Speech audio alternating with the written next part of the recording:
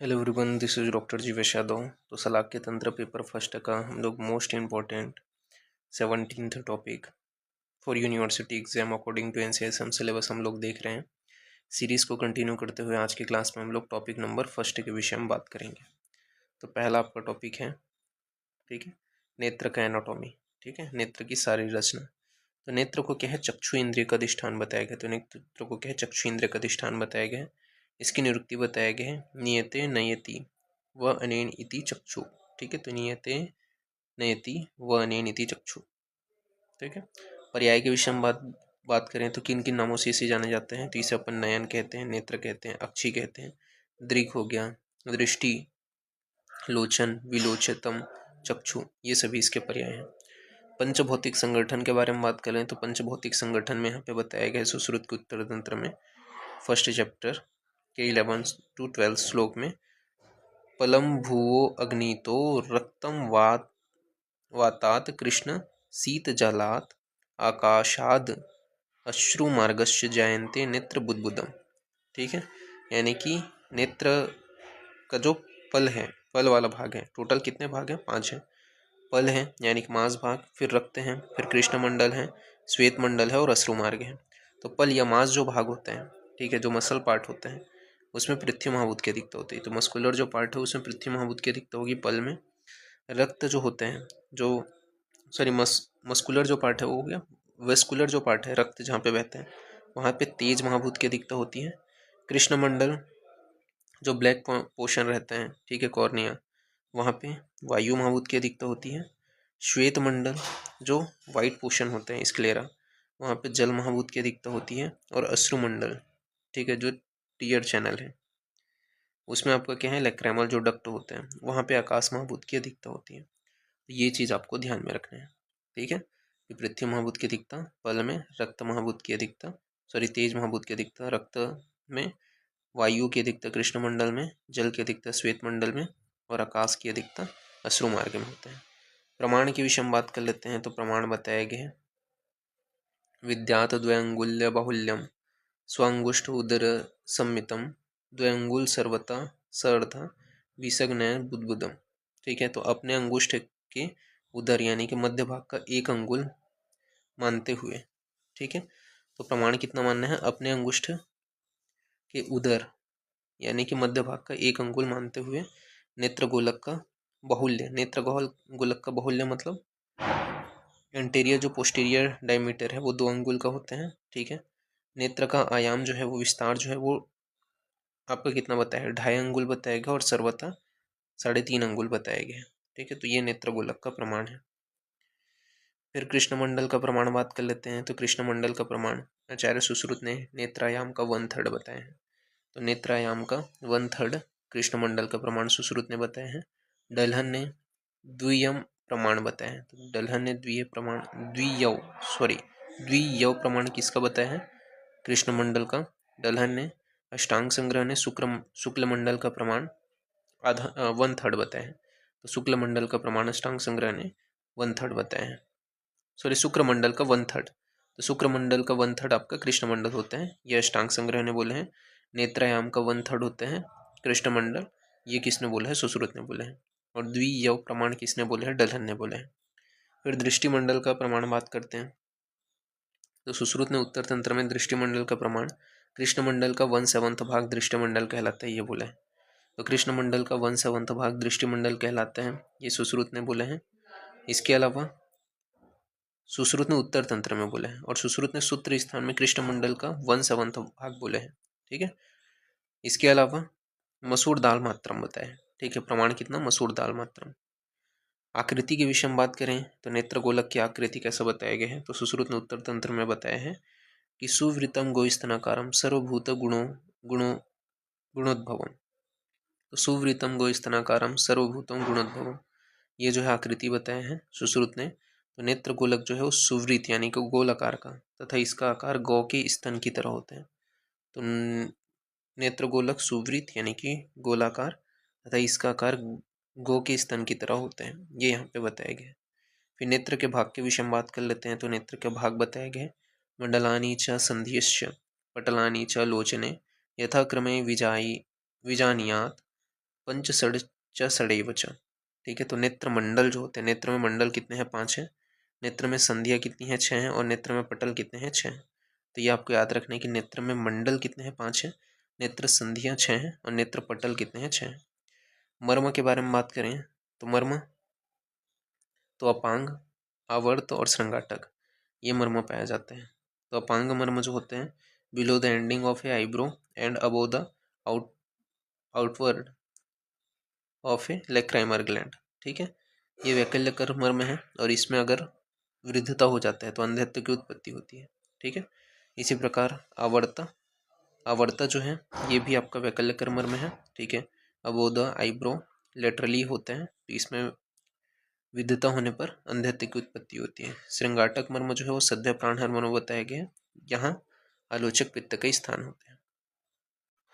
तो anatomy of आई के अंतर्गत अपन देखते हैं सबसे पहले सिचुएशन कहाँ पे है। ठीक है, आई का सिचुएशन तो ये आपका ऑर्बिट कैविटी में मेनली सिचुएटेड रहती है। ठीक है, बात करें इसका वॉल्यूम जो है 6.5 ml, वेट 7 ग्राम का होता है। ठीक है, जो आई है उसका मेजरमेंट के बारे में बात करें तो इंटीरियर पोस्टीरियर डायमीटर 24 mm का होता है।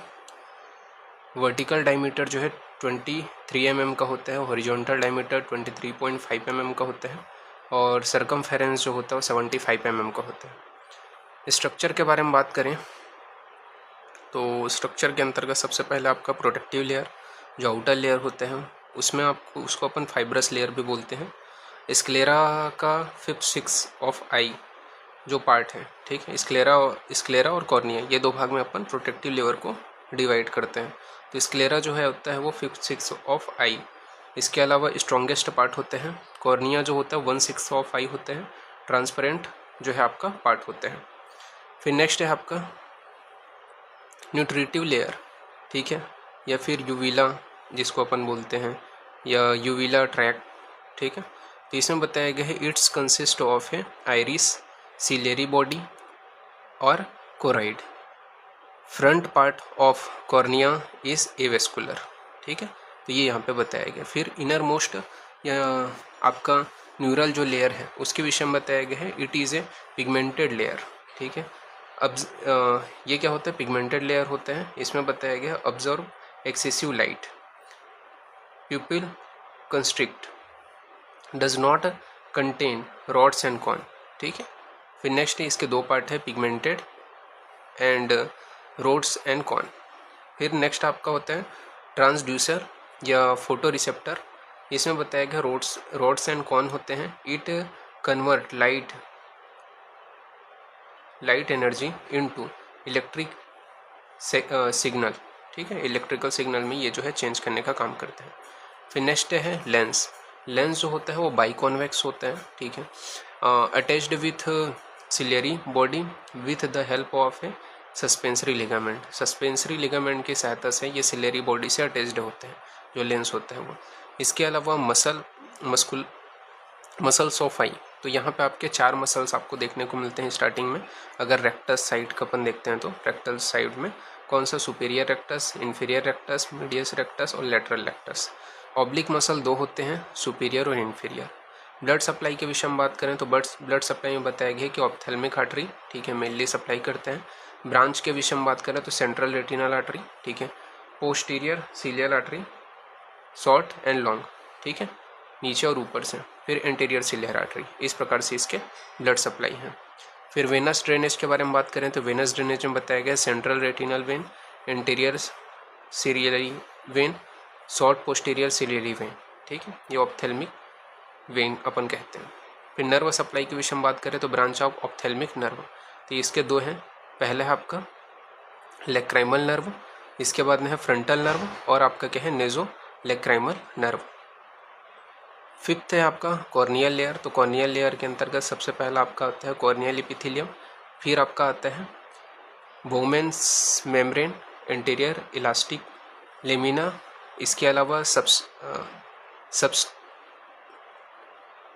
सबस्टेनेट प्रोपाई, ठीक है, डिसेंट मेम्ब्रेन और आपका सिंपल स्क्वेमस मेसोथेलियम। ये आपके 5 कॉर्निया के लेयर हैं।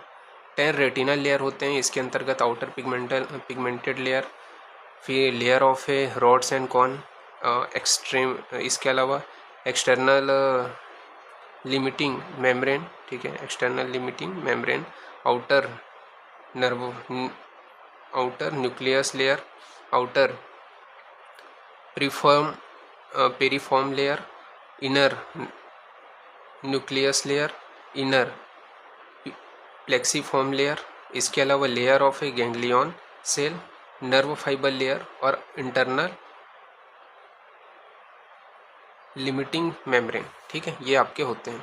फिजियोलॉजी के बारे में बात करें तो फिजियोलॉजी में बताया गया है light ray fall on retina, visual receptor that is rods and cone are stimulated, then impulse pass vi optic nerve, then उसके बाद में ऑप्टिक चाइज में पास होता है, फिर ऑप्टिक ट्रैक में, फिर बताया गया है यहाँ पे early in a lateral geniculate body, इसमें इससे आपका होते हुए न्यूक्लियर ये बात करते हैं कि a nucleus of a thalamus, वहाँ पे पहुँचेगा आपका सेंसेशन। फिर बताया गया है fibres go to superior colliculus and pretectal area, then optic radiation होगा, फिर fibres, then fibrous terminatus in a primary visual area 17 of a occipital and cortex where true image of a object is formed। Then last time आपका क्या होता है, वो जो image है उसका फॉर्मेशन होता है, यानी कि आपका बताया गया है neural signal pass to visual association area 18th of recognisation and interpretation of a visualised object, ठीक है। तो ये यहाँ पे आपका बताया गया, इस प्रकार से आपका विजुअल का फॉर्मेशन होता है। तो ये थोड़ा सा ध्यान में रखना। इस प्रकार से ये जो टॉपिक है वो यहाँ पे फिनिश होता है। नेक्स्ट जो क्लास होगा उसमें अपन आगे कंटिन्यूशन करेंगे। तो अभी के लिए इतना ही। Thank you.